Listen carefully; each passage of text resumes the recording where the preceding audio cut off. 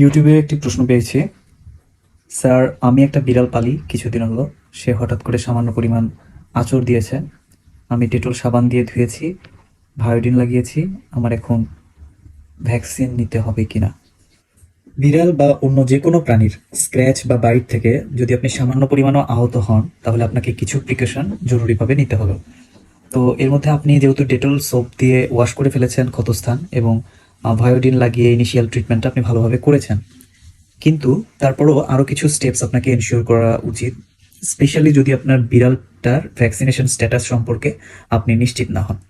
তো আপনার এক্ষেত্রে করণীয় কি? Number one, rabies vaccine. এখন বিড়ালটা যদি র্যাবিস টিকা না পেয়ে থাকে বা আপনি শিওর না বা আপনি না দিয়ে থাকেন, তো প্রিকশন হিসেবে যেটা আপনাকে করতে হবে সেটা আপনি র্যাবিস ভ্যাকসিন নিতে পারেন। সাধারণত এটা 5টা ডোজের একটা কোর্স দেওয়া হয় এবং এটা অবশ্যই একজন হিউম্যান ডাক্তার বা চিকিৎসকের পরামর্শ অনুযায়ী এই ভ্যাকসিনেশন স্টেপসটা আপনাকে ফলো করতে হবে।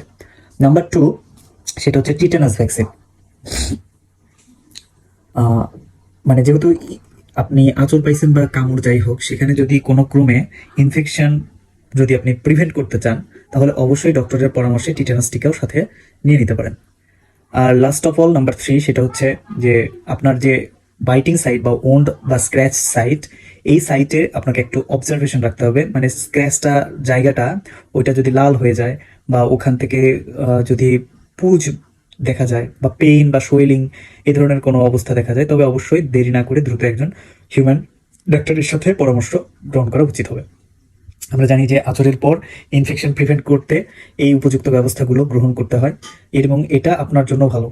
তাই দ্রুত একজন হিউম্যান ডাক্তারের সাথে পরামর্শ নেবেন, এটাই আপনার জন্য সর্বোত্তম হবে। তো আপনার ক্যাটের বিভিন্ন সমস্যার সমাধান পেতে আমাদের অনলাইন টেলিমেডিসিন সেবা নিতে আমাদেরকে হোয়াটসঅ্যাপ করতে পারেন 01719329794 এই নম্বরে। ডাক্তার পবিত্র মহন্ত, অনলাইন ক্যাট কনসালট্যান্ট।